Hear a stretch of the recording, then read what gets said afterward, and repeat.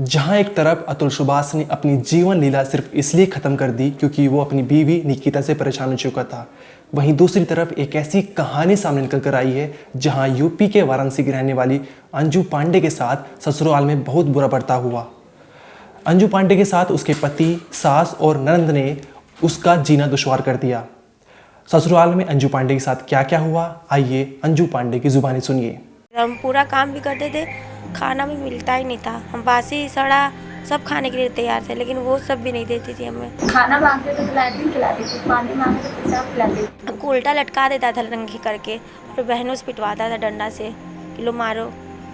झलुआ झुला झुला के मारते थे, सब गाना गा गा के मारते थे। पुलिस को यहाँ आकर पूछना चाहिए ना, नंबर में मांगना चाहिए ना, कुछ मांग ही नहीं रहा है, पैसा वैसा खा के बैठ गया है। स्क्रीन पर जो आप लड़की देख रहे हैं ये है अंजू पांडे। यहाँ ये बड़ी ही खूबसूरत लग रही है, आंखों में जवानी की चमक है और गालों पर एक अलग सी ही लाली है। अब जरा आप दूसरे विजुअल्स देखिए। लड़की की आंखें धसी हुई है और आंखों में नजर आ रहा है ढेर सारा दर्द। चेहरा फीका पड़ा हुआ है और बाल ऐसे लग रहे हैं जैसे कितने सालों से इनमें कंघी नहीं गई। पहले और इस विजुअल्स में काफी अंतर नजर आ रहा है। ऐसा लग रहा है कि ये दोनों अलग अलग लड़की है, लेकिन माफ करिएगा ऐसा कुछ नहीं है। ये दोनों सेम लड़की है, यानी पहले और इस विजुअल्स में जो लड़की है उसका नाम अंजू पांडे है। बस अंतर है तो इतना कि पहली तस्वीर 7 साल पहले की है। सिर्फ हम और आप ही नहीं, इसके घर वाले भी अपनी बेटी को नहीं पहचान पाए थे। लेकिन इन 7 सालों में ऐसा क्या हुआ कि उस लड़की की ऐसी हालत हो गई? जब आप इसके पीछे की कहानी जानेंगे तो आपका इंसानियत से भरोसा उठ जाएगा। कोई कैसे इतना हैवान हो सकता है जिसने इस लड़की को जिंदा लाश बनाकर छोड़ दिया। यूपी के वाराणसी की रहने वाली अंजू पांडे ने 7 साल पहले वाराणसी के ही रहने वाले संजय पांडे से लव मैरिज की थी। शादी के बाद 6-7 महीने तक सब कुछ अच्छा चला, लेकिन उसके बाद शुरू हुआ ससुराल वालों का तांडव। हैवानियत की चरम पर जाकर ससुराल वालों ने अंजू को इतना टॉर्चर किया, जब आप सुनेंगे तो आपकी रूह कांप जाएगी। लेकिन क्यों ससुराल वालों ने अंजू के साथ ऐसा गंदा और खतरनाक बर्ताव किया, और फिर कैसे अंजू ससुराल से बचकर आई, और साथ ही पुलिस इस केस में क्या एक्शन ले रही है, ये सब कुछ हम आपको इस वीडियो में बताएंगे। लेकिन उससे पहले आप अंजू की आप बीती सुनिए। हम लोग अपने पसंद की शादी किए हैं संजय पांडे से। लहतारा नहीं बजती रहता। जब गए तो बहुत अच्छे से रखा, 2-6 महीने तक बहुत अच्छे से रखा। फिर उसके बाद वो खुद मारा, फिर मनवाना स्टार्ट कर दिया अपने फैमिली से, पूरे परिवार से, अपने बहन सुंदरी पांडे से, अपनी माँ से उषा पांडे, प्रियंका से, खुशबू से, सबसे बोल दिया कि लो मारो। अब वो भी मारता था, पूरे परिवार में मारते थे। हम पूरा काम भी करते थे, खाना भी मिलता ही नहीं था। हम बासी सड़ा सब खाने के लिए तैयार थे, लेकिन वो सब भी नहीं देती थी हमें। हम मेरे पे सुंदरी पांडे गरम तेल फेंक दे, अपना लैटरिन, अपना मुँह सब पिलाई खिलाई। खाना मांगे तो लैटरिन दे, पानी मांगे तो पेशाब पिलाए। अपना गुटखा खाने का डब्बा रखी रहती थी, उसको घोर के मैं पिलाई। बस उसमें हम कूड़ा रख दिए थे तो घोर के पानी में पूरा पिलाई हमको। अपने लैटरिन वैटरिन सब मेरा बाल तक काट दी, गरम तेल रिफाइंड तक पिलाई है, फेंकी है सब जगह फेंकी है, जला दी है, हर जगह जलाई है। पूरा हाथ में, सीने के पास, पेट के पास, जंघे के पास मोटा वाला केबल का तार रखी रहती थी। हम बिना कपड़े पर उतार देती थी, बिना कपड़े पर मारती थी हमें। काम करा सपा कपड़ा देती थी कचारने के लिए, दोबारा लोग कचारो। दिन भर से काम कराती थी, खाना हमको मिलता ही नहीं था। जब हम बर्तन मांजने जाए, जो जूठा रहता था भूख के मारे हम तड़पे, हम उसको खा लेते थे। चाय तक नहीं देती थी, चाय पत्ती जो देता था हम चाय पत्ती को गार के पी लेते थे कि थोड़ा बहुत तो निकलेगा चाय, हम उसको पी लेते थे। बहुत ज़्यादा मेरे साथ सब की हैं, और मेरा आदमी भी किया। वो देखता था आँख से, हमको उल्टा लटका देता था नंगी करके, और बहनों से पिटवाता था डंडा से कि लो मारो। झलुआ झुला झुला के मारते थे, सब गाना गा गा के मारते थे। बहुत ज़्यादा सब अत्याचार किए मेरे साथ। चक्कू लार के ओट जला दिए। क्यों ये सब कर रहा था वो? और हमेशा भाई को धमकी देती थी, तुम्हारे भाई को मरवा देंगे, कटवा देंगे, उठवा देंगे, तुम्हारी बहन को उठवा देंगे। पापा तुम भागो ना या जाओ ना। हाँ, कुछ पता ना पाए, संपर्क ना कर पाए कुछ।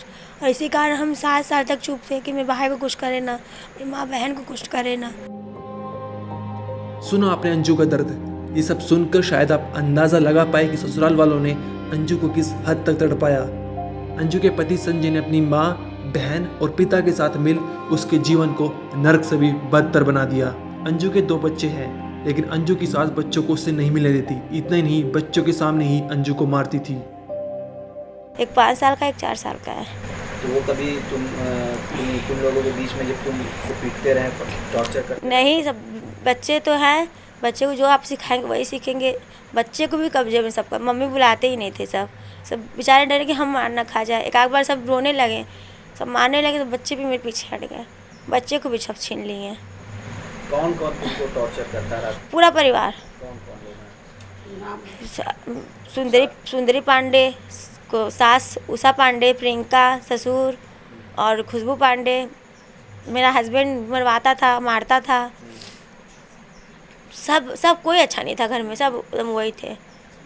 संजू पांडे मेरा भाई था, मौसी का लड़का था, और मेरी ननद से शादी हुआ है उनका। वो आके देखे भी, कभी भी एक बार नहीं पूछे बहन कैसी हो, वो आके देखते थे। वो खुद चढ़ा देते। वो खुद क्या है कि दीपुआ सुधर जो नहीं, संजय के दूसरा शादी हम करब। हाँ, और तो गवाह में हम शामिल है। मेरे भाई लगते थे वो, मेरी मौसी का लड़का संजू पांडे। और दीपक, और सुंदरी का हस्बैंड जो दीपक था, वो गंदे निगाह से देखता था हमें। उसकी औरत मेरा साड़ी उतारा तो गंदे निगाह से देखता था। वो भी बहुत बुरा था। इतना सब कुछ होने के बाद अंजू ने एक हफ्ते पहले ससुराल से भागने का प्लान बनाया। आकर पुलिस में रिपोर्ट दर्ज कराई, लेकिन पुलिस भी कोई कार्रवाई करने को तैयार नहीं। लास्ट में सब बोलने लगी, अब तुम्हारे मुंह पे तेजाब फेंकेंगे। जब देखे तेजाब का सीसी, तो हम डिमांड सैनिक पब्लिक स्कूल है, एक तल्ला के ऊपर से हम कूद के रात में भागे। पेटीकोट ब्लाउज में भागे हम। हमें नंगे की थी पूरा, लेकिन कूदते समय हम पेटीकोट पहने तब भागे। बाकी कहाँ गई आप? हम मड़ुआ डी गए। फिर परिवार से अपने मायके संपर्क? हाँ, भाई को फ़ोन किए, भाई आया हमको लेने के लिए। तो क्यों ये सब वो अत्याचार कर रहा था? हमेशा कहते थे जाओ अपने घर से पैसा लाओ, घर मेरे नाम करो, ये करो वो करो। हमेशा टॉर्चर करते रहते थे। और भाई को हमेशा धमकी देते थे कि तुम्हारे भाई को उठवा देंगे। 4 लाख रुपए मांगते थे सब। घर वालों से कभी तुमने उनके कहने पे ये सब चीज़ें बताई, पैसा की मांगा जा रहा है? घर वालों से आपने बताया कि घर वाले? हाँ, हम कहे तो मम्मी बोली पहले तुम आओ जाओ, सब कुछ कर देंगे हम। पहले आओ तो तुम बात तो करो, लेकिन सब करने देते नहीं थे, मिलने देते ही नहीं थे। मेरे पापा एक बार गए भी थे कि माफ़ी मांगे सुंदरी से, सुंदरी अब मिल जाओ, माफ़ कर दो। मिठाई लेकर पापा को रेत उतार करके पापा का नाम लेके भगाई और हमको अंदर बंद करी थी। पापा उसी सदमे में हाँ, डेट हो गया पापा का। क्या चाहती हो अब तुम? हम सोचते हमसे बुरा सबका गति हो, जितना हम सहे उससे कई गुना ज़्यादा सब सहे। कितने साल तक तुम्हारे साथ? 7 साल। कब तक सही रहे सब? बस ज़्यादा नहीं, बस नहीं 6 साल में ना, बस अच्छे से थे। फिर उसके बाद हमारे साथ वो करने लगे। अभी पुलिस में आपने कंप्लेन भी किया है? कोई पकड़ा गया है कि नहीं? नहीं पकड़ा है, कोई नहीं पकड़ा रहा है। कुछ सुनवाई ही नहीं है। पुलिस को यहाँ आकर पूछना चाहिए ना, नंबर में मांगना चाहिए ना, कुछ मांग ही नहीं रहा है। पैसा वैसा खा के बैठ गया है। संजय के घर वाले लगातार अंजू से मायके की ज़मीन और पैसे मांगते थे, जिसके चलते वे बार बार अंजू के साथ बुरे से बुरा बर्ताव करते थे। अंजू की मां हेमा पांडे का कहना है कि 7 साल बाद बच्ची का चेहरा देखा है, हमारा पहचान पाना भी मुश्किल था। 7 साल जैसा शादी हुआ नहीं, एक बार भी नहीं मिले। अभी मिली जाते हैं? अभी जाके मिले। देख के आप लोगों को कैसा लगा? क्या पहचान पा रही थी इसको? कैसी थी? पहचानने लायक नहीं थी, एकदम नहीं पहचान पा रही थी। कोई नहीं, मेरा बहन के लड़का देखा, हमारा लड़का देखा, खुद नहीं पहचान पाया। एकदम हालात एकदम ख़राब था। दिमाग पर बहुत बुरा असर है। पूरी अंग में दर्द है लड़की के, बेचैनी है, बुखार है, सर्दी खांसी, देह में पूरा दर्द है। दिमागी रूप से कमज़ोर, हाँ कमज़ोर है दिमागी रूप से। सदमे में एकदम डर में है। डर में तो एकदम है, सदमे में।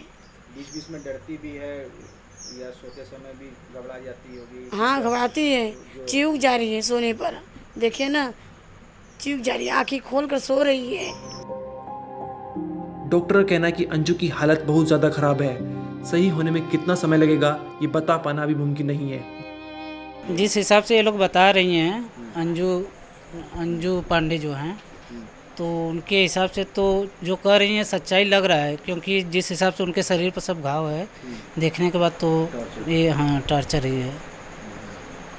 तो इनको अच्छे अस्पताल में इलाज की ज़रूरत भी है। बिल्कुल अच्छे जगह पर हम बोले भी हैं कि अच्छे जगह पर हो सके तो गवर्नमेंट हॉस्पिटल रहे तो और अच्छा रहेगा। ऐसे क्या लग रहा है, ये मानसिक रूप से पूरी तरह से सब बता मानसिक रूप से ये ठीक नहीं है। जिस हिसाब से इनसे बात करने पर लग रहा है तो काफ़ी ये डरी हुई हैं। अंजू ने एफआईआर करा दी है, लेकिन अंजू का कहना है कि अभी पुलिस कोई कार्रवाई नहीं कर रही है। हम यही उम्मीद करेंगे इस केस में जल्द से जल्द एक्शन लिया जाए और जो भी सच्चाई है वो सभी के सामने आए। वाराणसी से रोशन जायसवाल के साथ क्राइम तक।